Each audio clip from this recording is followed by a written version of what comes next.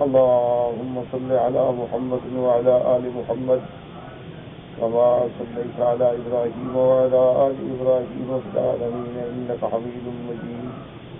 قال الله تبارك وتعالى في كلامه المجيد: أعوذ بالله من الشيطان الرجيم. بسم الله الرحمن الرحيم. وما منع الناس أن يؤمنوا إذ جاءهم الهدى إلا أن قالوا أبعث الله بشرا رسولا. قل لو كان في الأرض ملائكة يمشون مطمئنين لنزلنا عليهم من السماء ملكا رسولا. قال المؤلف والمفسر رحمه الله تعالى: أدام النفع بعلومه وعلومكم في الدارين آمين. إلى أن قالوا. يقول تعالى: وما منع الناس أي أكثرهم. مفسر رحمۃ اللہ علیہ نے فرمایا کہ الناس سے مراد سارے مخلوق نہیں ہیں، کیونکہ الحمدللہ اللہ پاک نے اپنی رحمت سے لوگوں کو ایمان کی دولت بھی نصیب فرمائی. یعنی معنی یہ ہے کہ اکثر جو اس زمانے میں تھے ان لوگوں نے حضور صلی اللہ علیہ وسلم پر ایمان نہ لائے اور اتباع نہ کی. ان یؤمنوا ویطاعوا الرسل الا استعجابهم من بعثة البشر رسلا. انہوں نے اس لیے ایمان نہ لائے، اس لیے اتباع نہ کی کہ ان کو یہ بات بڑی تعجب انگیز معلوم ہوئی کہ اللہ نے انسانوں میں سے کیسے رسول بھیجے ہیں. کہ اللہ نے اگر پیغمبر بھیجنے تھے، اللہ نے اپنے رسول بھیجنے تھے تو کوئی نئی مخلوق ہوتی، نوری مخلوق ہوتی، آسمانوں سے آتے. ہماری جنس میں سے، جنس بشر میں سے ایک انسان کو اللہ نے رسول بنا دیا تو یہ سب کیسے ہو گیا؟ یہ بڑی تعجب بات ہے. جیسے دوسرے مقام پہ اللہ نے فرمایا: کان للناس عجبا ان اوحینا الى رجل منهم ان انذر الناس وبشر الذین آمنوا ان لهم قدم صدق عند ربهم. اس آیت میں بھی اللہ نے یہی ارشاد فرمایا کہ کیا لوگوں کو یہ عجیب بات معلوم ہوتی ہے کہ ان میں سے ہم نے ایک پہ اپنی وحی بھیجی. حالانکہ یہ تو اللہ تبارک و تعالیٰ کی رحمت ہے، یہ تو اللہ تبارک و تعالیٰ کی عنایت ہے کہ اللہ تبارک و تعالیٰ نے رسالت کے لیے انسانوں کو منتخب فرمایا.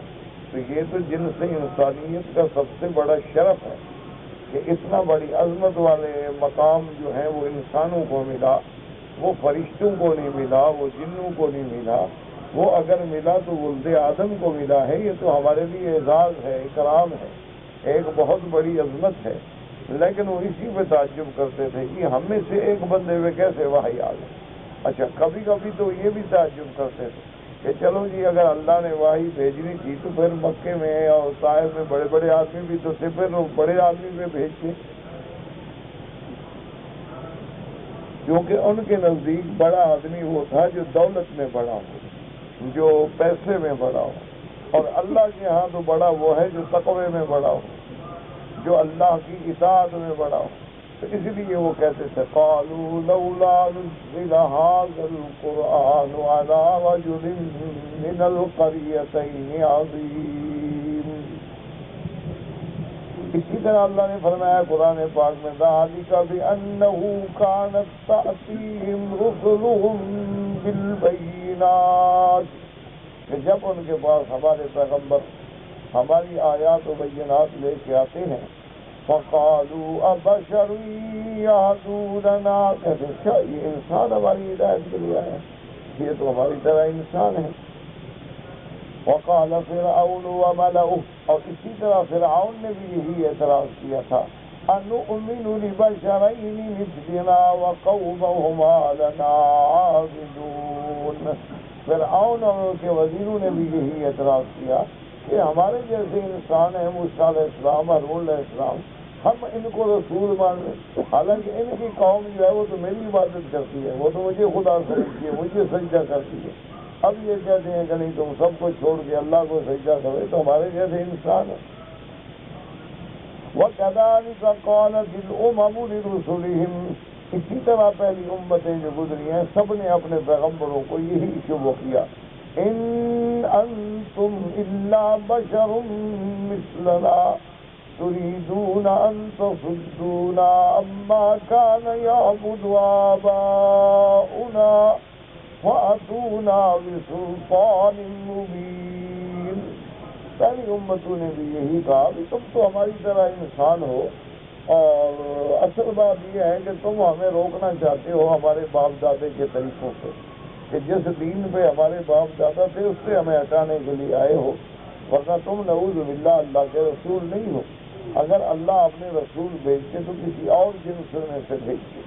فالآیات فی ھذا کثیرۃ ثم قال تعالی منبہا علی لطفہ ورحمتہ بعبادہ انہ یبعث الیہم الرسول من جنسہم لیفقہوا عنہ ویفہموا منہ بتمکن من مخاطبتہ ومن مکالمتہ۔ مفسر رحمۃ اللہ علیہ فرماتے ہیں کہ اس قسم کی آیات مبارکہ قرآن پاک میں بہت ہیں۔ اللہ پاک اس کے بعد تنبیہ فرماتے ہیں، اپنا لطف اپنی رحمت کا ذکر فرماتے ہیں کہ اے میرے بندو میرا لطف و کرم ہے تم پر کہ میں نے رسول تمہاری جنس میں سے بھیجا، کہ میں نے باہر سے پیغمبر نہیں بھیجے، میں نے تمہاری جنس میں سے انسانوں میں سے بھیجے ہیں۔ کیوں؟ لیفقہوا، تاکہ وہ سمجھ سکیں، تم ان کی بات سمجھ سکو اور تم اس بات پہ ان کو مخاطب کر سکو، مکالمہ کر سکو، بات کر سکو۔ اگر اللہ پاک فرشتوں کو بھیجتے اور فرشتہ اپنی شکل میں آتا تو تم ویسے بے ہوش ہو جاتے۔ فرشتے کو اپنی شکل میں کوئی دیکھ نہیں سکتا، اور اللہ تبارک و تعالیٰ اگر فرشتوں کو بھی کسی انسان کے روپ میں بھیجتے پھر بھی تم کہتے پتہ نہیں بشر ہے، پتہ نہیں نور ہے، پھر بھی تو تم جھگڑے میں پڑے رہتے۔ اس لیے یہ تو اللہ کا لطف کرم ہے کہ اللہ تبارک و تعالیٰ نے ہماری ہدایت کے لیے ہماری جنس میں سے پیغمبر بھیجی ہے۔ وَلَوْ بَعَثَ إِلَى الْبَشَرِ رَسُولًا مِّنَ الْمَلَائِكَةِ، اگر اللہ پاک فرشتوں میں سے اپنا رسول بھیجتے، لَمَا اسْتَطَاعُوا مُوَاجَهَتَهُ وَلَا الْأَخْذَ عَنْهُ، یہ تو فرشتے کے سامنے بھی نہ جا سکتے اور نہ فرشتے سے کچھ سیکھ سکتے، یہ تو فرشتے کو دیکھتے ہوئے ختم ہو جاتے تھے، ہوش ہو جاتے تھے، پھر رسول آنے کا فائدہ کیا ہوا؟ اس لیے اللہ پاک نے قرآن میں فرمایا لَقَدْ مَنَّ اللَّهُ عَلَى الْمُؤْمِنِينَ إِذْ بَعَثَ فِيهِمْ رَسُولًا مِّنْ أَنفُسِهِمْ۔ اللہ نے فرمایا یہ ہمارا احسان ہے، ہم نے ایمان والوں پہ احسان کیا کہ ان کی جنس میں سے پیغمبر بھیجا۔ جیسے فرماتے ہیں لَقَدْ جَاءَكُمْ رَسُولٌ مِّنْ أَنفُسِكُمْ، اور جیسے فرمایا كَمَا أَرْسَلْنَا فِيكُمْ رَسُولًا مِّنْكُمْ، ہم نے تم میں سے رسول بھیجے، يَتْلُو عَلَيْكُمْ آيَاتِنَا وَيُزَكِّيكُمْ وَيُعَلِّمُكُمُ الْكِتَابَ وَالْحِكْمَةَ وَيُعَلِّمُكُمْ مَا لَمْ تَكُونُوا تَعْلَمُونَ۔ ہم نے تمہاری جنس سے پیغمبر بھیجے، وہ تم پہ آ کے میرے قرآن کی آیات تلاوت کرتے ہیں اور تمہارا تزکیہ نفس کرتے ہیں، تمہیں اندر سے بھی اور باہر سے بھی پاک بناتے ہیں۔ وَيُعَلِّمُكُمُ الْكِتَابَ وَالْحِكْمَةَ، تمہیں قرآن اور دانائی کی باتیں سکھلاتے ہیں۔ وَيُعَلِّمُكُمْ مَا لَمْ تَكُونُوا تَعْلَمُونَ، اور تمہیں تعلیم دیتے ہیں ان چیزوں کی جو تم نہیں جانتے۔ تمہیں کیا پتا شریعت کیا ہے؟ تمہیں کیا پتا تھا کہ دین اسلام کیا ہے؟ تمہیں کیا پتا تھا کہ فرائض اللہ کیا ہے؟ تمہیں کیا پتا تھا کہ اللہ تبارک و تعالیٰ کے احکام کیا ہیں؟ تو اللہ کے پیغمبر تمہیں تعلیم دیتے ہیں، اور پھر تعلیم تمہیں قولی بھی دیتے ہیں، عملی بھی دیتے ہیں، یعنی زبان مبارک سے بھی سمجھاتے ہیں اور خود عمل کر کے بھی دکھاتے ہیں۔ حضور پاک نے سمجھایا بھی نماز ایسے پڑھو، پھر نماز پڑھ کے بھی دکھلا دی تاکہ امت کو سمجھنے میں آسانی ہو جائے، کہ قولی تعلیم بھی مل جائے اور عملی تعلیم بھی مل جائے۔ فَاذْكُرُونِي أَذْكُرْكُمْ وَاشْكُرُوا لِي وَلَا تَكْفُرُونَ۔ علماء نے فرمایا کتنا بڑا احسان ہے اللہ کا۔ اللہ فرماتے ہیں تم مجھے یاد کرو، میں تمہیں یاد کرتا ہوں۔ جب تم مجھے یاد کرو گے تم میرا ذکر کرو گے، تم قرآن کی تلاوت کرو گے، تم حدیث رسول عربی پڑھو گے، تم نماز میں مشغول ہوگے، ہر وقت میرا فکر ہوگا تو میں بھی تمہیں یاد کرتا ہوں۔ تو خوش نصیب تو وہ لوگ ہیں نا کہ جن کا ہر گھڑی ہر پل جو ہے وہ اللہ کی یاد میں ہے۔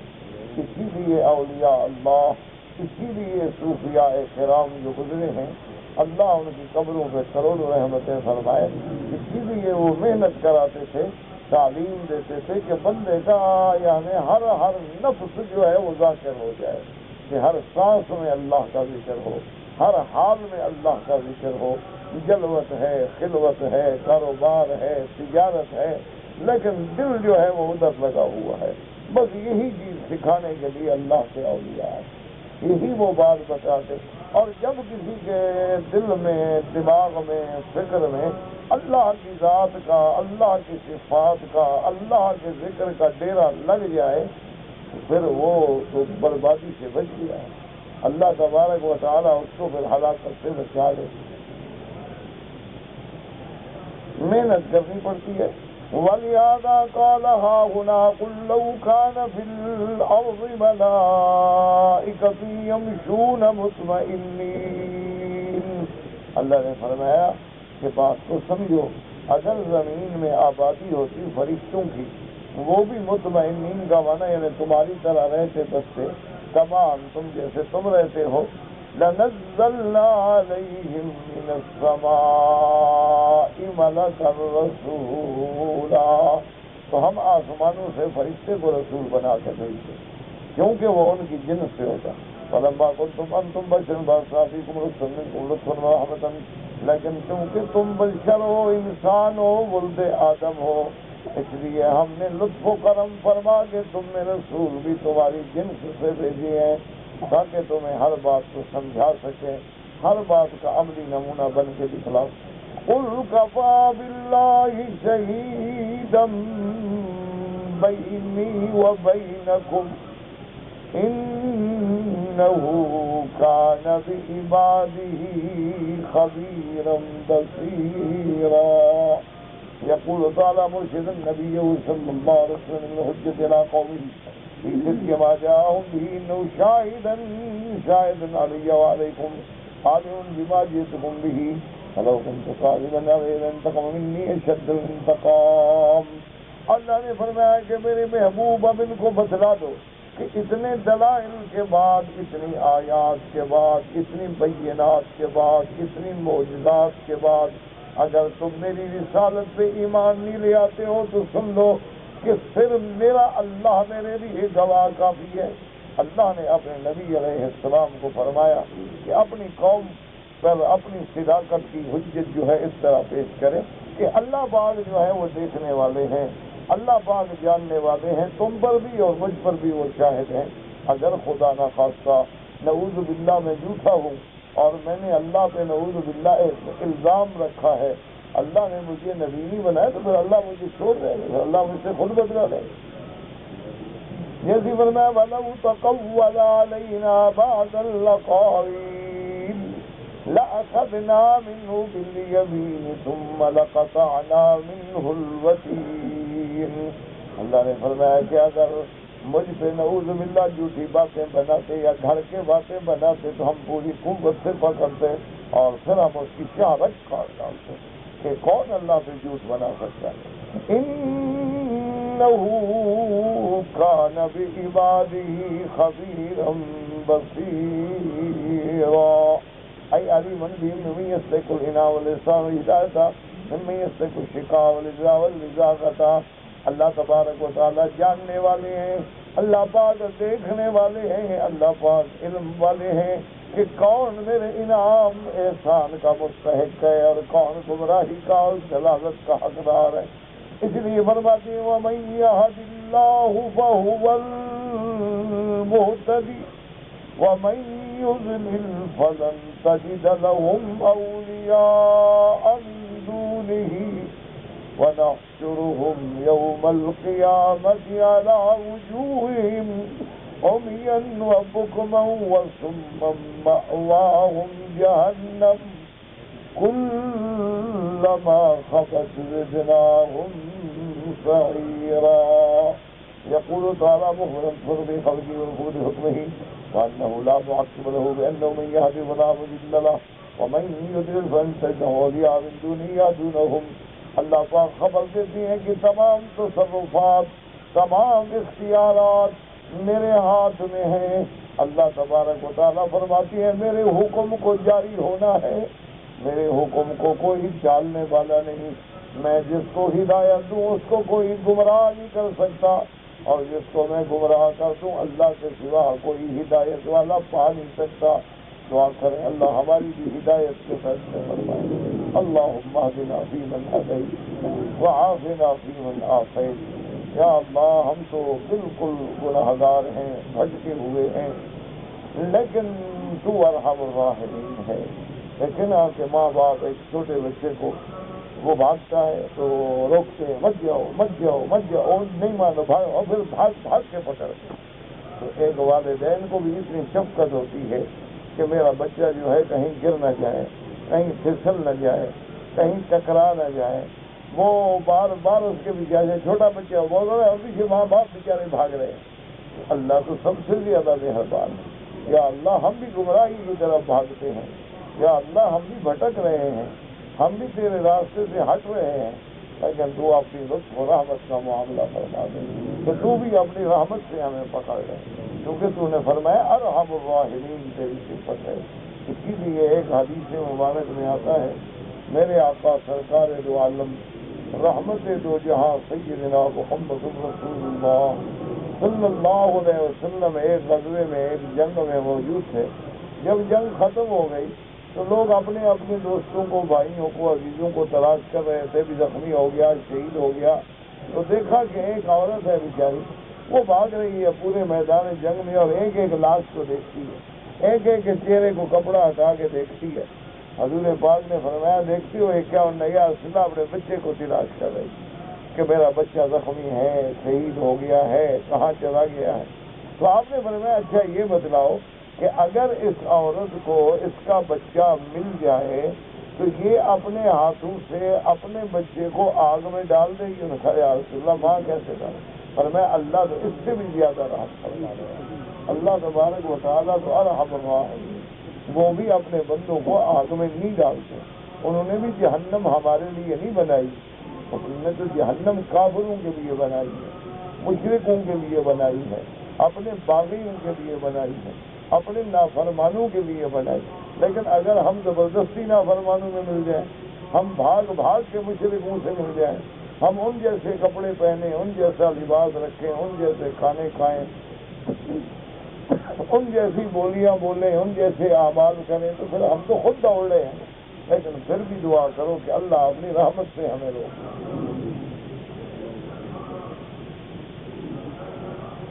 کہ رحمت کا معاملہ فرما کے ہمیں گمراہی میں جانے سے بچا لے. فرماتی من یہد اللہ فہو المہتد ومن یضلل فلن تجد له ولیا مرشدا. جس کو اللہ ہدایت دے وہ ہدایت پانے والا ہے، اور جس کو اللہ گمراہ کر دے تو کون اس کا دوست ہے، کون اس کو راستہ دکھانے والا ہے، کون ہدایت کر دے. فرمایا وَنَحْشُرُهُمْ يَوْمَ الْقِيَامَةِ عَلَى وُجُوهِهِمْ عُمْيًا وَبُكْمًا وَصُمًّا مَأْوَاهُمْ جَهَنَّمُ نعوذ باللہ.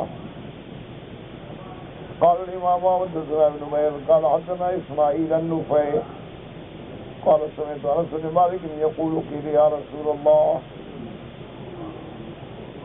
كيف يحشر الناس على وجوههم قال الذي يمشاهم على أرجلهم قال يمشون على وجوههم وخرجوا في الصحيحين. اللہ نے فرمایا پھر میں اپنے باغیوں کو، مشرکوں کو، کافروں کو قیامت والے دن سر کے بل اٹھاؤں گا، اور سر کے بل بھی ہوں گے، اندھے بھی ہوں گے، بہرے بھی ہوں گے، گونگے بھی ہوں گے. اس حال میں کھڑا کرو. یعنی ایک تو سر کے بال ہے، کیا دیکھیں؟ دیکھو نا آدمی یوں ہے تو دیکھتا ہے نا راستہ کدھر ہے، اگر سر نیچی ہو تو کیا دیکھے؟ اور پھر اس کے بعد اندھا بھی ہو. اچھا چلو اندھا ہو، کوئی پکار کے سے لے کے ہو، گونگا بھی ہو، بہرا بھی ہو، بول بھی نہ سکتا ہو، سن بھی نہ سکتا ہو، کیا حال ہوگا؟ اور اس کے بعد ٹھکانہ ان کا کیا ہوگا؟ جہنم۔ اس لیے صحیحین کی حدیث ہے، امام بخاری اور امام مسلم رحمۃ اللہ علیہم نے نقل فرمائی، سمعت انس بن مالک رضی اللہ تعالی عنہ قیل یا رسول اللہ، حضرت انس بن مالک کہتے ہیں کہ حضور سے سوال کیا گیا کہ یا رسول اللہ، اللہ فرماتے ہیں قیامت والے دن کافر و مشرک سر کے بل اٹھیں گے، یحشر الناس علی وجوہہم، تو میرا اللہ سر سے کیسے چلیں گے؟ آدمی تو پاؤں سے چلتا ہے، ٹانگوں سے چلتا ہے، سر سے تو نہیں چل سکتا۔ تو حضور پاک نے فرمایا الذی امشاہم علی ارجلہم، وہ ذات جس نے ان کو پاؤں پہ چلنا کی طاقت دی وہی سر کے بل بھی چلائے گا۔ پاؤں سے چلنا کس نے سکھایا ہے؟ اللہ نے سکھایا، تو وہ اللہ قادر ہے کہ ان کو سر کے بل بھی چلائے۔ وقال الامام احمد بن حدثنا ولید بن جمیل القرشی النبي الطفيل عمرو بن واصلة عن حذيفة بن أسيد قال قام أبو ذر رضي الله عنه فقال يا بني غفار قولوا ولا تحلفوا فإن الصادق المصدوق حدثني أن الناس يحشرون على 3 أفواج، فوج راكبين طائمين كاسين، وفوج يمشون ويسعون، وفوج تصحبهم الملائكة على وجوههم وتحشرهم إلى النار۔ اس حدیث مبارک میں حضرت امام احمد بن حنبل رحمۃ اللہ علیہ فرماتے ہیں کہ حضرت ابی ذر رضی اللہ عنہ صحابی ہیں میرے پاس نبی اور زاہد صحابہ میں ہیں، یعنی ان کی اللہ نے مزاج اور طبیعت ایسی بنائی تھی کہ یہ اس بات کے بھی قائل نہیں تھے کہ آدمی کچھ رکھ لے کل کھانا بنا لوں گا، جو ہے دے دو، کل اللہ جانے بس۔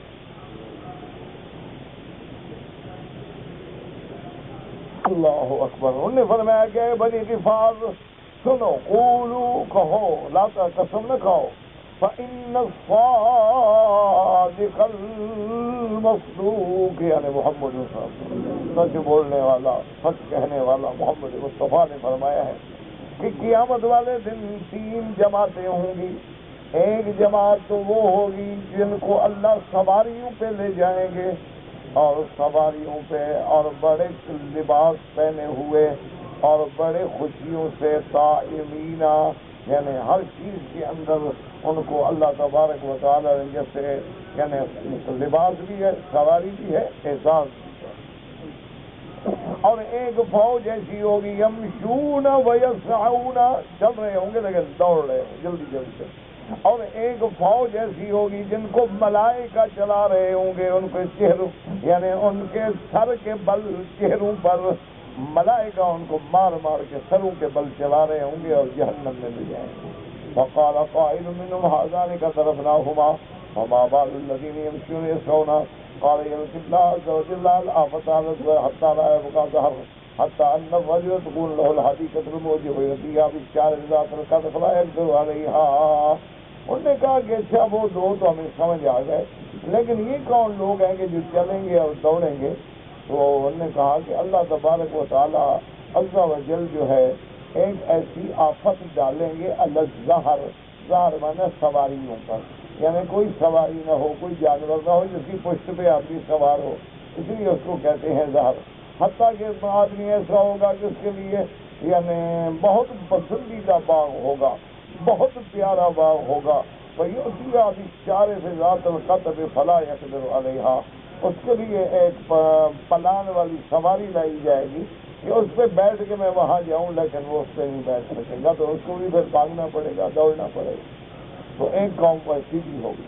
وَقَوْلُهُ أُمْيًا أَيْ لَا يُبْصِرُونَ، اللہ فرماتے اندھا کر کے اٹھاؤں گا، بُكْمًا لَا يَنطِقُونَ، گونگے ہوں گے، جیسے قرآن کہتے ہیں صُمٌّ بُكْمٌ عُمْيٌ فَهُمْ لَا يَرْجِعُونَ، اور صُمًّا لَا يَسْمَعُونَ، هذا يكون في حال دون حال إذا علموا كما كانوا في الدنيا بُكْمًا عُمْيًا ثم الحق فيما شئ من ذلك أخرج ما يحتاجون إليه اب مفسر رحمۃ اللہ علیہ فرماتی ہیں کہ قیامت والے دن یہ احوال ہوں گے، کبھی ایسا ہوگا، کبھی ایسا ہوگا، کبھی ایسا ہوگا، کیونکہ دنیا میں بھی یہ حق سننے سے، حق دیکھنے سے اندھے بن گئے، حق سننے سے یہ بہرے بن گئے، حق بولنے سے یہ گونگے بن گئے تھے۔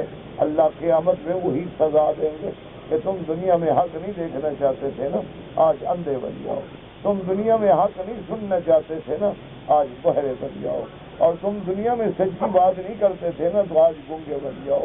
اس لیے قیامت میں اللہ ان کو ان کے اعمال کے مطابق سزا دے، اور ان کا ٹھکانہ کیا ہوگا؟ فرمایا مأواہم جہنم، مأواہم ٹھکانہ، منقلبہم ومصیرہم جہنم۔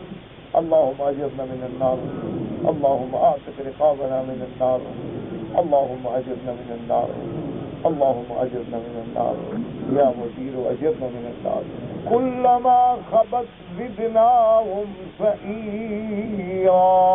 قال ابن عباس سکنت، حضرت ابن عباس فرماتے کہتے آگ ایک جگہ پہ رک جائے، اور حضرت مجاہد فرماتے یعنی بجھ جائے، بجھے گی تو نہیں مانا بجھنے کے قریب ہو۔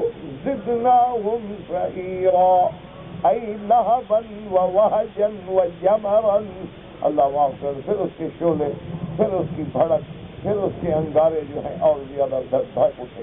کما قال تعالی فذوقوا فلن نزیدکم الا عذابا، اور قیامت کے اندر کافروں کو کہا جائے گا کہ چکھو عذاب جہنم، اب تمہیں عذاب ہی ملے گا، عذاب سے ہی زیادتی ہوگی اور تمہیں کوئی رعایت نہیں ملے گی۔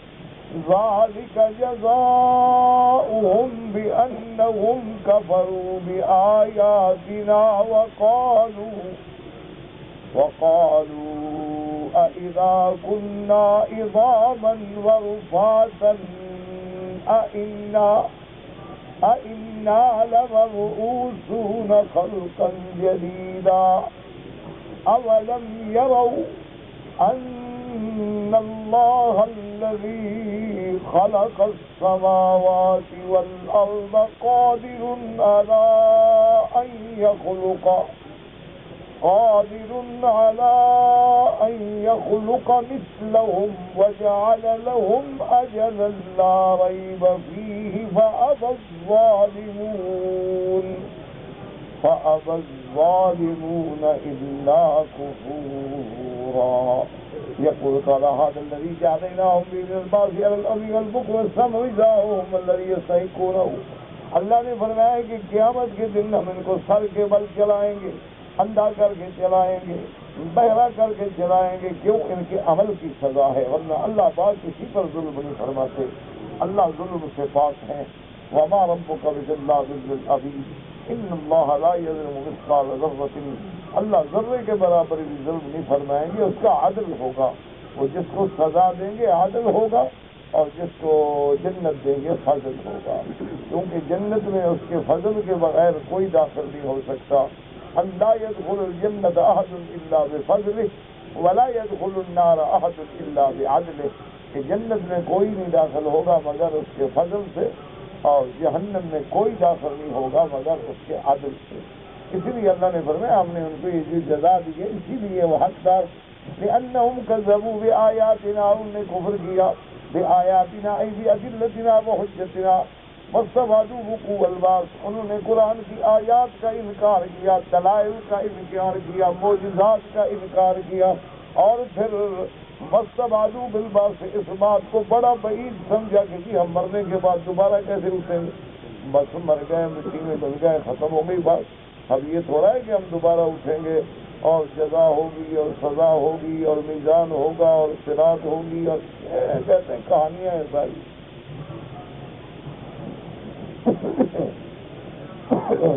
وقالوا وإذا كنا عظاما ورفاتا أي بالية نخرة، کہ جب ہم ہڈیاں بوسیدہ ہو جائیں گے، ہم اچھی ہڈی بن جائیں گے، ہڈیاں بن گئی، دیکھو قبر کھولو کیا ہے جی، کچھ بھی نہیں، ہڈی پڑی ہے، اور ہڈیاں بھی ایسی گلی ہوئی ہیں کہ ہاتھ لگاؤ تو وہ مٹی ہو جاتی۔ اسی لیے ایک روایت مبارک میں آتا ہے کہ ایک کافر نے، بدبخت نے، سرکار دو عالم صلی اللہ علیہ وسلم کی ذات کے سامنے ایک قبرستان سے بوسیدہ سی ہڈی لے آیا، اور حضور پاک کو دیکھ کے کہنے لگا یا رسول اللہ یہ قبرستان سے میں ہڈی لایا ہوں، کیا آپ فرماتے ہیں کہ یہ ہڈی دوبارہ زندہ ہوگی، انسان بن جائے گی؟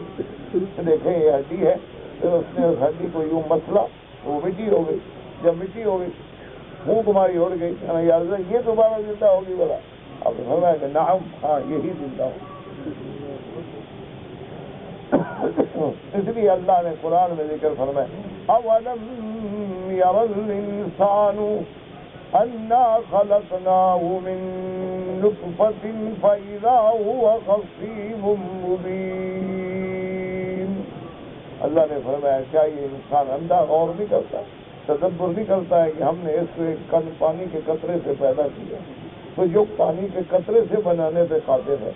اس لیے اللہ پاک نے فرمایا مثلا، ابھی ہمارے سامنے مثالیں بیان کرتا ہے، وَنَسِيَ خَلْقَهُ، اپنی پیدائش کو بھول گیا، قَالَ مَنْ يُحْيِي الْعِظَامَ وَهِيَ رَمِيمٌ، یہ کہتا ہے کہ کون دوبارہ پوشیدہ ہڈیوں کو زندہ کرے گا؟ قُلْ يُحْيِيهَا الَّذِي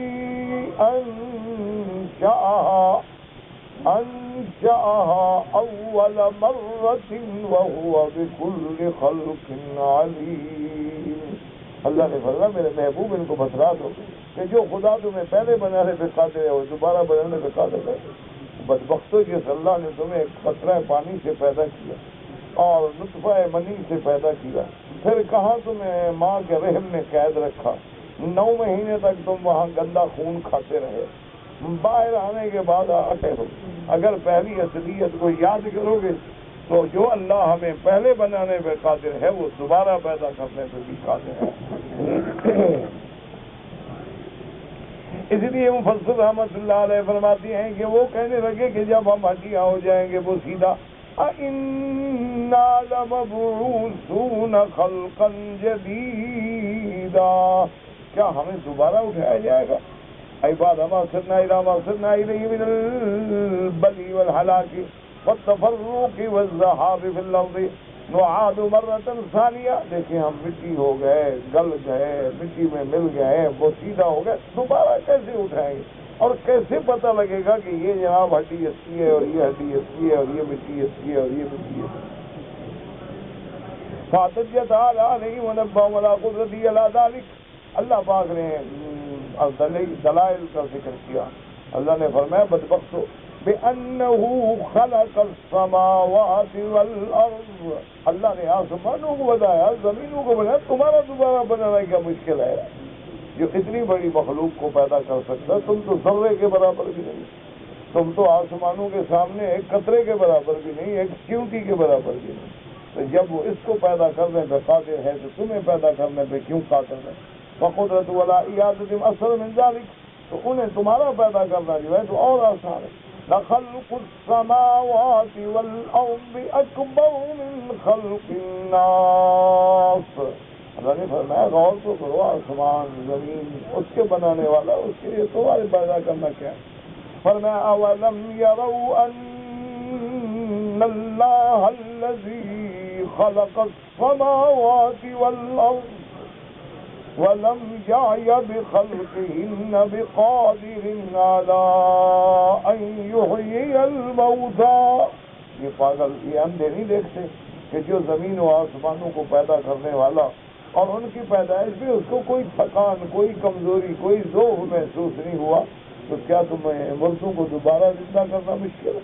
یا جیسے فرمایا اَوَلَيْسَ الَّذِي خَلَقَ السَّمَاوَاتِ وَالْأَرْضَ بِقَادِرٍ عَلَىٰ أَن يَخْلُقَ مِثْلَهُم بَلَىٰ وَهُوَ الْخَلَّاقُ الْعَلِيمُ إِنَّمَا أَمْرُهُ إِذَا أَرَادَ شَيْئًا أن يقول له كن فيكون وسبحان الذي بيده ملكوت كل شيء، تو اللہ کے لیے کیا وہاں تو صرف حکم دینا ہو جاؤ بس ہو گیا۔ وقال الله تعالى هنا فلم يروا ان الله الذي خلق السماوات والارض قادر على ان يخلق مثلهم اي يوم القيامه يعيد ابدانهم وينشئهم نشأة اخرى، كما بدأهم وجعل لهم أجلا لا ريب فيها أي جعل لإعادتهم وإقامتهم من قبورهم أجلا مضروبا ومدة مقدرة لا بد من قضائها. لیکن اللہ نے ایک وقت مقرر کر دیا ہے، ایک زمانہ معین کر دیا ہے، وہ مدت معینہ ہے، وہ لازماً پوری ہوگی، اس کے بعد اللہ اپنی قدرت سے اٹھائیں گے. كما قال تبارك وتعالى وما نؤخر إلا لأجل معدود وقوله فأبى الظالمون. لیکن کافروں نے اس دلائل کے بعد بھی انکار کیا. فأبى الظالمون بعد قيام الحجة إلا كفورا إلا تماديا في باطل أسرارهم. قل لو أنتم تملكون خزائن رحمة ربي إذا لأمسكتم خشية الإنفاق وكان الإنسان قتورا. اب یہاں فرمان یقول تعالی رسول صلوات اللہ وسلم علیہ قیل لهم یا محمد صلی اللہ علیہ وسلم لو انکم ایها الناس تملكون فضیلۃ اللہ خشیۃ فاقی. اللہ نے فرمایا کہ ظالموں، اگر دنیا کے خزائن تمہارے ہاتھ میں ہوتے تو تم تو خرچ میں بھی بخل کرتے. مانا یہ تھا کہ اگر اللہ نے کسی کو امیر بنایا، کسی کو غریب بنایا، کسی کو غنی بنایا، اس کی حکمت ہے. اگر تمہارے ہاتھ میں ہو تو تم تو سارے لے لو اور سب کو مار ڈالو، اللہ معاف کرے. قال ابن عباس وقتادۃ الفقر کہ تم تو فقر کے مارے خرچ ہی نہ کرو. اے خشیت ان تذابوها ما انها لا تفرغ ولا تنفذ ابدا، کہ وہ اتنا بڑا خزانہ ہو، تم جانتے بھی ہو کہ ختم نہیں ہو سکے گا، لیکن چونکہ تمہاری طبیعتوں میں بخل ہے، تمہاری عادات میں بخل ہے، لہذا تم خرچ نہیں کرو گے. لأن هذا الانتباہ کو زیادہ کرو کا انسانوں کا پورا انسان جو ہے وہ بخیل ہے. قال ابن عباس وقال يا بخيلا ممنوعا، بخیل بھی ہے اور روکنے والا بھی ہے. وقال اللہ تعالی ام لهم نصیب من الملک فإذا لا يؤتون الناس نصيرا. أي لو أن لهم نصيب في ملك الله لما آتوا أحد الشيء ولا بالله مكيد. اگر اللہ کے اس ملک میں ان کا بھی کوئی حصہ ہوتا یہ تو لوگوں کو ایک دھاگے کے برابر بھی کچھ نہ دیتے. یہ تو اس کا کرم ہے کہ ہم مخالفت کرتے ہیں، نافرمانی کرتے ہیں، گناہ کرتے ہیں، بے حیائی کرتے ہیں، لیکن پھر بھی ہمیں رزق دیتا. ورنہ اللہ چاہے کہ میرے نافرمان جو ہیں ان کو رزق نہ ملے، پھر شام تک سارے 100 میں سے 99 بندے ختم ہو جائیں. تمہارا بیٹا نافرمانی کرے تو گھر سے نکال دیتے، بھائی نافرمانی کرے تو گھر نہیں آنے دیتے. یہ تو اس کا کرم ہے نا کہ 24 گھنٹے نافرمانی کرو پھر بھی روٹی اچھی ملتی.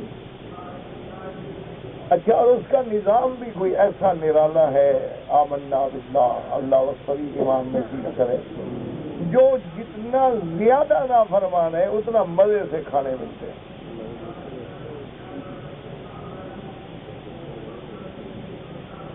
اور جو زیادہ سے زیادہ اللہ والے ہیں وہ فقر میں زندگی گزارتے ہیں. کبھی فقر ہے، کبھی بھوک ہے، کبھی مل گیا، کبھی نہ ملا، کبھی دھوپ ہے، کبھی چھاؤں ہے.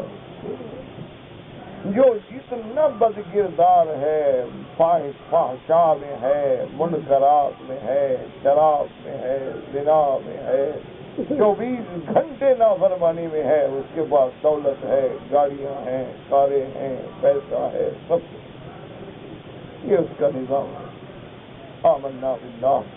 اسی لیے اللہ کی تقدیر کو آدمی سمجھ نہ سکے تو بس کہہ لا الہ الا اللہ محمد رسول اللہ. آمنا باللہ نؤمن بالقدر خیرہ وشرہ من اللہ تعالی والبعث بعد الموت. اس لیے اب اللہ تبارک و تعالیٰ فرماتے ہیں کہ بندے کے ہاتھ میں ہو تو بندہ تو بالکل بخیل ہے، کسی کو کچھ بھی نہ دے. واللہ تعالیٰ یصف الانسان من الا من وفقہ اللہ وہداہ، یعنی انسانی فطرت میں بخل ہے. ہاں، وہ لوگ جن کو اللہ پاک نے اپنی رحمت سے کھلے دل عطا فرمائے. فإن البخل والجزع والحسد صفة له كما قال اللہ تعالیٰ ان الانسان خلق هلوعا اذا مسه الشر جزوعا. جب تکلیف پہنچے تو چیختا ہے. وَإِذَا مَسَّهُ الْخَيْرُ مَنُوعًا، اور جب مال ملے، دولت ملے، پھر بخل کرتا ہے. سے روکنے والا ہے. الا المصلین، ہاں مگر جو ایمان والے ہیں. فریادان ظاہر کثیرۃ فی القرآن العظیم ویدل احد علی کرمہ وجودہ واحسانہ وقد جاء فی الصحیحین ید اللہ ملعا لا یغیض عن فصحاء الليل والنهار ارأيتم ما انفق منذ خلق السماوات والارض فإنه لم يغض ما في يمينه. حدیث صحیحین میں ہے کہ میرے اللہ کے ہاتھ جیسے اس کو زیباہیں کھلے ہوئے ہیں. صبح و شام دن رات اللہ پاک اپنے بندوں پہ خیرات کرتے ہیں. دیکھا جب سے آسمان اور زمین پیدا ہوئے اللہ پاک خرچ کر رہے ہیں، دے رہے ہیں مخلوق کو. اللہ پاک کے خزانے سے کچھ ذرے کے برابر بھی کمی نہیں ہوئی. کیا اللہ جب تیرے خزانے میں کمی نہیں تو ہمیں بھی عطا فرما. لا الہ الا العالمین. ہم مستحق نہیں ہیں، ہم بالکل گناہگار ہیں. ہم اعتراف کرتے ہیں اپنے خطاؤں کا، اپنے گناہوں کا، لیکن تیری رحمت بہت بڑی ہے، تیری رحمت بہت سی ہے، اور تیرا خود فیصلہ ہے کہ سبقت رحمتی علی غضبی، کہ میری رحمت میرے غضب سے سبقت لے گئی ہے. تو ہمارے ساتھ بھی رحمت کا معاملہ فرما دے.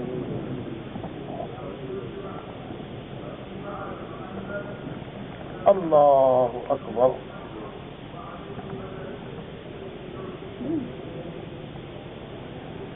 اگر ایک آدمی نے مکہ مکرمہ سے مدینہ منورہ سے مکہ مکرمہ کو آ رہا ہے، کسی خوف سے اس نے احرام نہیں باندھا، انشاءاللہ دم سے بچ جائے گا، کیونکہ اس کی مجبوری تھی، عذر تھا، اعذار تھا.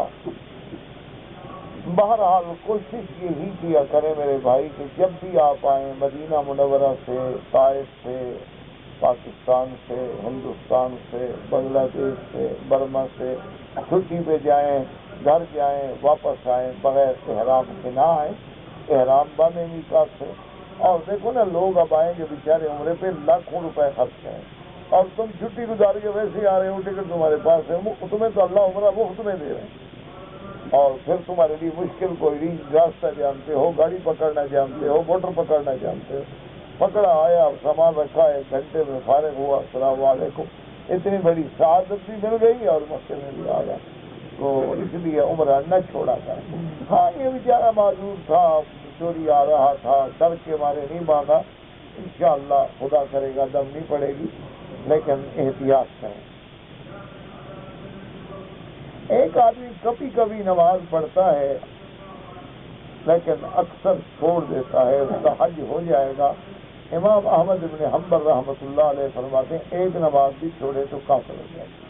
تو ان کے نزدیک تو مسئلہ مشکل ہے. باقی تینوں ائمہ کے نزدیک وہ گناہگار ہے، فاسق ہے، فاجر ہے، حج ہو جائے. وہ کہتے ہیں کہ کافر نہیں ہے، بل البتہ فاسق ہے اور ایسا گناہ کر رہا ہے جو اس کو کفر پر لے جائے.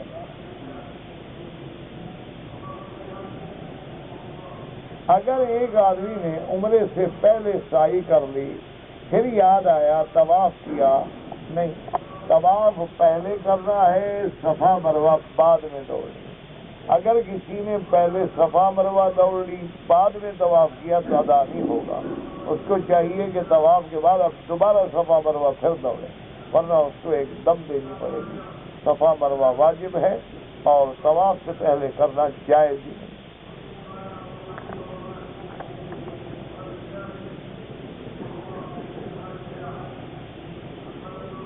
کہتے جی کہ عورت کو اگر غسل جنابت کرنا ہو بالکل اسی طرح جیسے مرد ہے کہ سب سے پہلے اپنے اعضاء کو دھوئے، استنجا کامل کرے، اور اس کے بعد جیسے نماز کا وضو کرتے ہو اسی طرح وضو کرے، اور منہ بھر کے کلی کرے، غرارہ کرے، پھر ناک میں پانی دے، پھر منہ دھوئے، پھر بازو دھوئے، مسا کرے، پھر پانی سر پہ ڈالے اور پانی ہر بال کی جڑ میں پہنچائے. یعنی کوئی بال بھی خالی نہیں رہنا چاہیے. اگر کوئی جگہ خالی رہ جائے گی تو غسل جنابت نہیں ہوگا. اسی لیے آدمی احتیاط کریے. دیکھنا کان کے اندر کی جگہ ہوتی ہے، بعض اوقات پانی نہیں پہنچتا تو یہاں پانی پہنچانے کی کوشش کریں. بعض اوقات آدمی ڈالتا رہے اندر پانی نہیں جاتا. اچھا بعض لوگوں کی یہ جگہ زیادہ گھٹی ہوئی ہے، ملی ہوئی ہے، پانی نہیں جاتا. کوشش کریں کہ ہر جگہ پانی پہنچے. اچھا جیسے آدمی ڈال رہا ہے اب ناک میں پانی نہیں جا رہا، کوشش کرے وہاں انگلی پھیر دی ناک میں پانی چلا گیا. اچھا بعض لوگ پانی ناک میں دیتے ہیں لیکن ناک کا پانی یہاں نرم ہڈی تک پہنچنا چاہیے. یعنی پانی جب دے تو کھینچے اوپر تاکہ یہاں تک پانی آئے. یہ نہیں کہ ایسے ناک کو لگاتے پھر بھی غسل نہیں ہوگا. تو عورت کے لیے غسل جو ہے اسی طرح ہے جیسے مرد کا ہے. اور بالوں کو دھونا، بالوں میں پانی پہنچانا بالکل لازم ہے ورنہ غسل نہیں ہوگا. باقی نماز کے مسائل جو ہیں نماز کے کتاب لے لیا تو ہر وقت ایک ہی مسئلہ. داڑھی آدمی شیو کرتا ہے رکھنا منکر ہے، سنت کے خلاف ہے. داڑھی پوری رکھو، ایک مشت رکھو جو سنت رسول پاک ہے.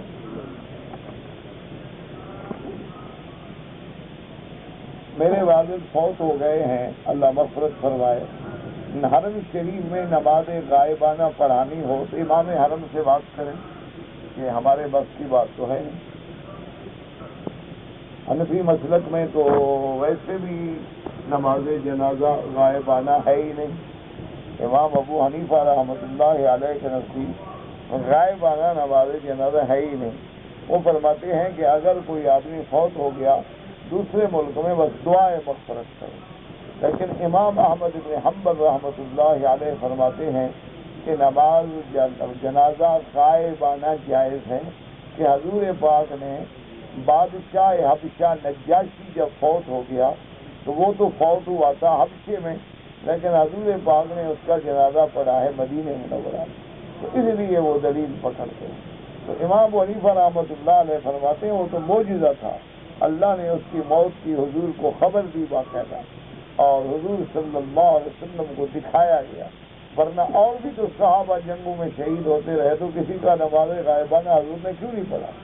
اور اسی طرح پھر ایک عورت تھی جو مسجد کی صفائی کرتی تھی، کان تقیم المسجد، حضور نے فرمایا وہ بیمار تھی کہ اگر فوت ہو جائے تو مجھے خبر کرو تاکہ میں اس کا جنازہ پڑھوں گا، اس کے لیے دعا کروں گا.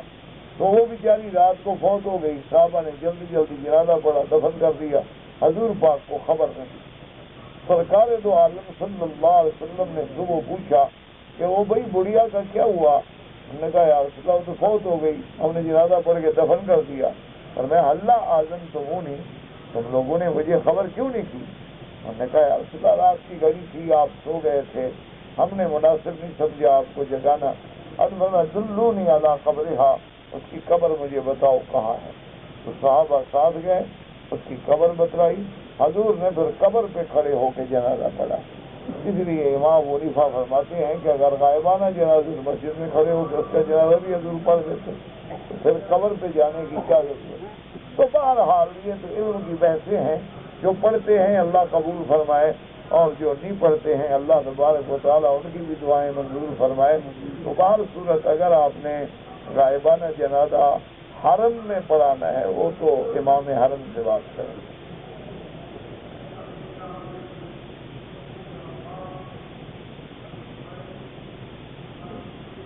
کہتا جی کہ ہم ایک کمپنی کے ہوٹل میں کام کرتے ہیں، ہمیں کھانا ملتا ہے لیکن ایک مخصوص وقت میں کیفیٹیریا میں ہمیں حکم ہے کہ یہاں آؤ فلاں ٹائم ہے کھانے کا، یہ کھانا کھاؤ. لیکن ہم لوگ جو ہے اپنے افسروں سے چوری چوری وہاں جو مشروبات یا معقولات ہوتے ہیں وہ کھاتے رہتے ہیں. بالکل ناجائز ہے. خود تو لکھ رہے ہو چوری چوری، چوری بھی حلال ہوتی ہے؟ نہیں، مسئلے پوچھنے والا تم خود لکھ رہے ہو کہ چوری چوری کھاتے ہیں. جب چوری چوری کھاتے تو حرام ہو گیا نا. سیدھی سی بات ہے. یہ تو تمہیں بھی مسئلہ ہے کہ چوری اور چوری میں فرق ہے. لکھا تو ایک طرف جاتا ہے، چوری حلال ہوتی ہے، چوری حرام ہوتی ہے. اس لیے بہرحال جب کمپنی نے تمہارے لیے کھانے کا انتظام کیا ہے، باقاعدہ کیفیٹیریا ہے، باقاعدہ اوقات مقرر ہیں، تو اب یہ تھوڑا ہے کہ تم باقی بھی ہضم کرتے رہو. سارا جہاں سے ملا بس اٹھایا اور کھا گئے. یہ بالکل ناجائز ہے. اللہ پاک محفوظ رکھے. امام کے پیچھے سورت فاتحہ پڑھنی چاہیے. اگر حنفی ہو تو نہ پڑھو، شافعی ہو تو پڑھا کرو، کوئی بات نہیں.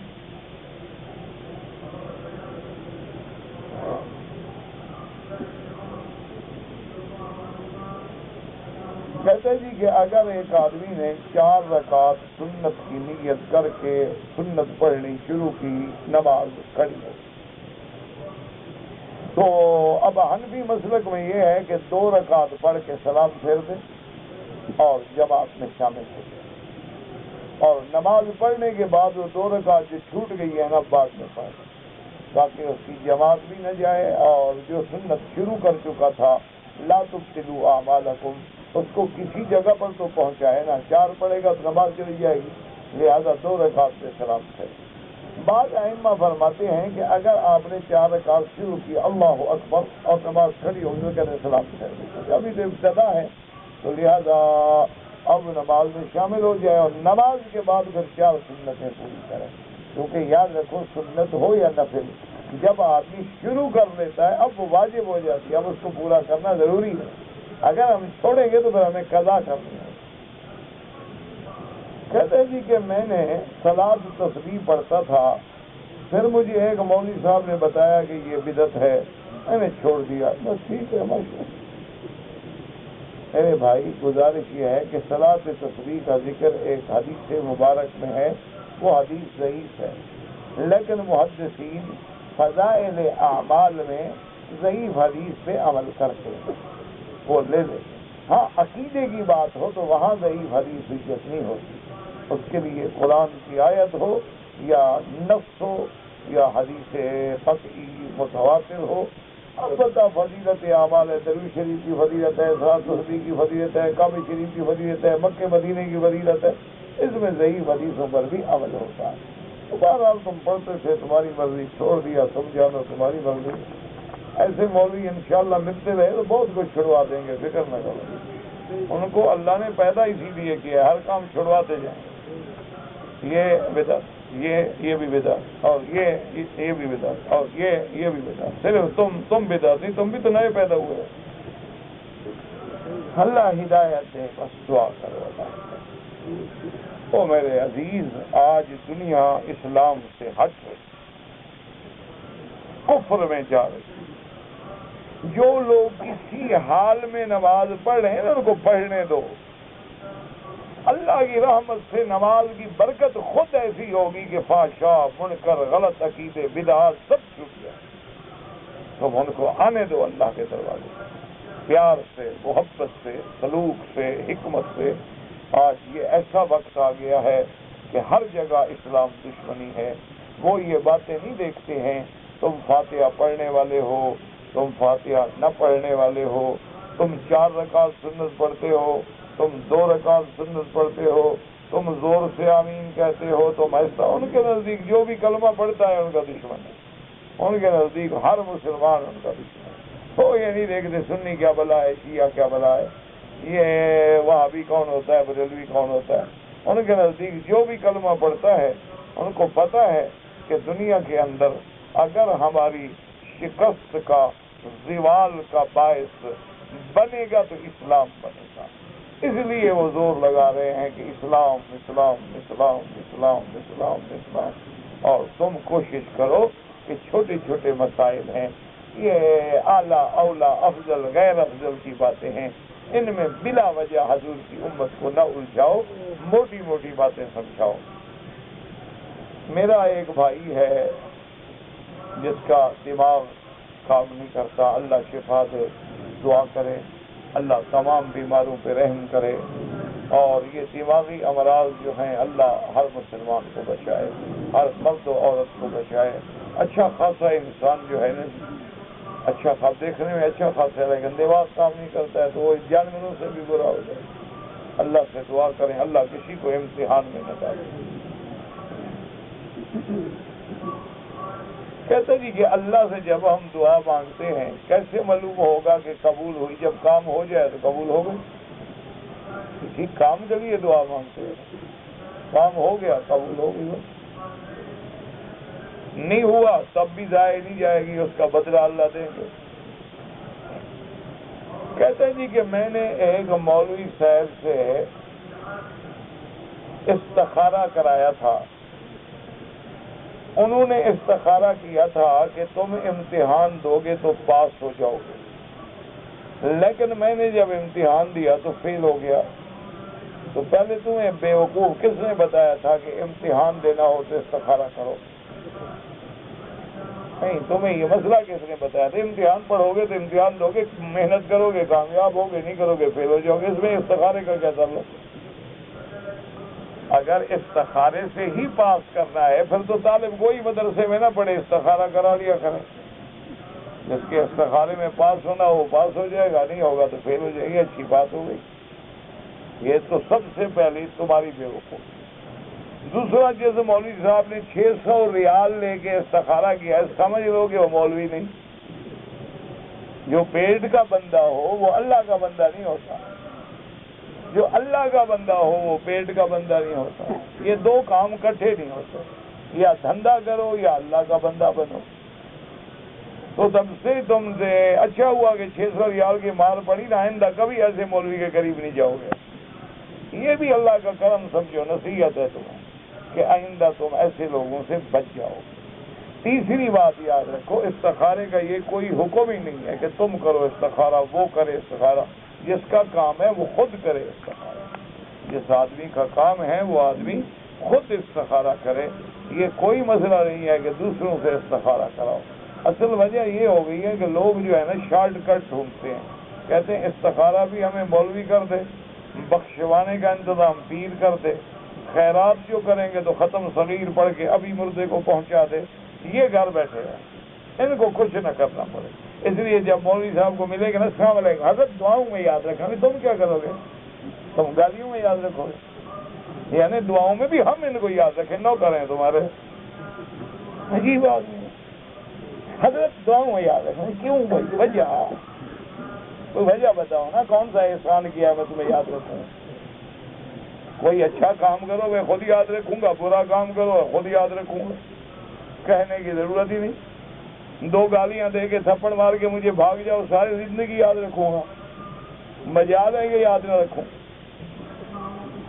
تو یہ میرا بھائی اصول ہے۔ باقی دعا ہے سب کے لیے، ہر آدمی کرتا ہے، اللہم اغفر لجمیع المسلمین والمسلمات والمؤمنین والمؤمنات الاحیاء منهم والاموات، سب کے لیے ہوگا۔ استخارہ خود کیا کرو، اور یہ کرائے پہ نہ کرایا کرو۔ میں جناب بہت پریشان ہوں، استخارہ کرتا ہوں جواب نہیں ملتا۔ کس بات میں پریشان ہوں؟ کوئی چیز تو معین کرو نا، پہلے ایک چیز معین کرو۔ کس چیز؟ شادی کے لیے پریشان ہو، کاروبار کے لیے پریشان ہو، یا کوئی گاڑی لینی ہے، کام کرنا ہے، بلڈنگ لینی ہے، کس کے لیے؟ اس کام کو معین کر کے پھر استخارہ کرو۔ استخارے کا جواب یہ نہیں ہوتا کہ باقاعدہ تمہارے پاس ایک جن اللہ میاں بھیجیں گے، وہ آگے کہا گا لو تمہارا کام ہو گیا۔ یہ کس نے کہا ہے بیوقوف ہے؟ استخارے کا معنی ہم نے کیا اللہ پہ چھوڑ دو، ہمارے لیے بہتر ہے، ہو جائے گا، نہیں ہوا اس کا معنی وہ ہمارے لیے بہتر نہیں تھا، اللہ نے اس کو ٹال دیا۔ کہتے ہیں جی کہ میں طواف میں تھا اور دعائیں پڑھ رہا تھا، تو اس میں لکھا تھا حجن مبرورن وسعین مشکورن، تو میں حج تو نہیں کر رہا تھا، چلو حج نہ کر رہے تھے تو حج کا کوئی جز طواف تو کر رہے تھے، تو طواف بھی تو حج کا جز ہے، کیا ہو گیا دعا پڑھنے میں؟ سعی تو کر رہے تھے نا، محنت تو کر رہے تھے نا، کوشش تو کر رہے تھے، حج کیا ہو گیا؟ کچھ ہی نہیں ہوتا حضرت۔ میں نے 10 تاریخ کو کنکریاں مار کے طواف زیارت کیا، بال کٹانے میں 2 گھنٹے تاخیر ہو گئی، کچھ بھی نہیں ہوتا۔ امام مہدی جو ہیں جون پور میں پیدا ہوئے، وفات پا گئے، وہ بالکل جھوٹ ہے۔ امام مہدی پیدا ہوں گے قیامت سے قبل، نزول عیسیٰ ابن مریم سے قبل، اور اس وقت وہ مصلی پہ ہوں گے جب پھر عیسیٰ علیہ السلام اتریں گے۔ وہ جو پیدا ہوئے نا، جس کا نام مہدی رکھ دو، وہ مہدی تھوڑا ہو جاتا ہے۔ ایسے تو کئی مہدی تمہارے کی سکھ بھی ہیں، ابھی اخبار میں نہیں ہے دلیر مہدی گانے والا، اس کا نام ہی تو مہدی ہے، یعنی کام گمراہی کا کرتا ہے، نام مہدی ہے۔ اللہ معاف کرے گی۔ بس حدیث شریف میں شجر مدر، شجر کہتے ہیں درخت کو، مدر کہتے ہیں ریت کے تیلوں کو۔ کہتا ہے جی میں بال رکھنا چاہتا ہوں، اگر مجھے عمرہ کرنا پڑے گا تو بال کٹوا، اس طرح پھر نہیں، اس طرح نہ، پھر وہ بال کینچی سے کٹوا لینا، کوئی بات نہیں۔ چوتھا حصہ بالوں کا کٹ جائے، کوئی اس طرح پھروانا ضروری نہیں، افضل ہے اس طرح۔ ایک آدمی نے بیوی کو طلاق دی، غصے میں تھا، وہ کام پکا ہو گیا جناب الحمدللہ۔ میرا بھائی جب طلاق دے گا غصے میں ہی دے گا، محبت میں بھی کوئی دیتا ہے؟ جب بھی طلاق دے گا غصے میں ہی دے گا۔ کوئی آدمی کبھی راضی ہو کے طلاق نہیں دیتا کہ بیوی سے کہ آج میں تم پہ اتنا راضی ہوں، اتنا راضی ہوں، اتنا راضی ہوں کہ طلاق قبول کرو، یہ کوئی بھی نہیں کہتا۔ جب بھی طلاق دو غصہ ہی ہوتا ہے۔ بہرحال کام پکا ہے جی، فکر نہ کرو، تم اور جگہ ڈھونڈو، اس کو کوئی اور اللہ دے دے گا۔ گاڑی اگر قسطوں میں لے تو جائز ہے، جائز ہے۔ الشرقیہ، شرقیہ مجھے نہیں پتا کیا ہے، الشرقیہ کے بارے میں بتائیں جائز ہے کہ نہیں، مجھے تو نہیں پتا شرقیہ کیا ہے۔ کہ اگر میاں بیوی دونوں ہندو تھے، اللہ نے ہدایت کی کہ مسلمان ہو گئے، تو اب دوبارہ ان کو نکاح پڑھنا چاہیے۔ پہلا نکاح ان کا ہوا تھا یا پھیرے ہوئے تھے؟ نہیں ہوا، پھیرے ویرے ہوئے تھے، تو اب نکاح دوبارہ پڑھوا لیں۔ اگر پہلے کوئی نکاح ہوتا ہے ہندو میں، یعنی باقاعدہ کوئی ایجاب قبول یہ وہ ہوتا ہے، تو پھر وہی کافی ہے۔ لیکن اگر ایجاب قبول نہیں ہوتا، چونکہ مشرک ہیں، ہندو ہیں، وہ آگ کے پیچھے پھرتے ہیں، پتہ نہیں کیا کیا کرتے ہیں، تو بہتر ہے کہ تم دوبارہ الحمدللہ خدا کا شکر کرو کہ بیوی بھی مسلمان ہو گئی اور خاوند بھی مسلمان ہو گیا، اللہ نے دونوں کو جہنم سے بچا لیا۔ اگر کوئی حضور کو نور سمجھے، جن سے نور سمجھے، تو کافر ہو جائے گا، کیونکہ بشریت کا انکار ہے۔ اگر نور سے مراد نور نبوت ہے، نور ہدایت ہے، تو یہ الگ بات ہے۔ لیکن اگر یہ سمجھے کہ حضور بشر نہیں ہے بلکہ مخلوق ہیں جن سے نور میں سے، تو قل انما انا بشر مثلکم اللہ کے قرآن کے خلاف ہے، اور اللہ کے قرآن کا انکار کفر ہوتا ہے۔ اگر کسی نے حضور کو کملی والا کہا، محبت میں کہتا ہے، کوئی بات نہیں، کوئی حرج نہیں، لیکن یہ ایک خاص لفظ مخصوص نہ کریں۔ قرآن کہتا ہے المزمل، کہ آپ کپڑا لپیٹنے والے۔ اللہ عالم وہ کملی تھی، اللہ عالم کیا کپڑا تھا، لیکن اگر کوئی اسی مناسبت سے کہتا ہے تو حرج کوئی نہیں انشاءاللہ۔ واللہ اعلم، عالم عالم عالم عالم عالم عالم عالم عالم عالم عالم عالم عالم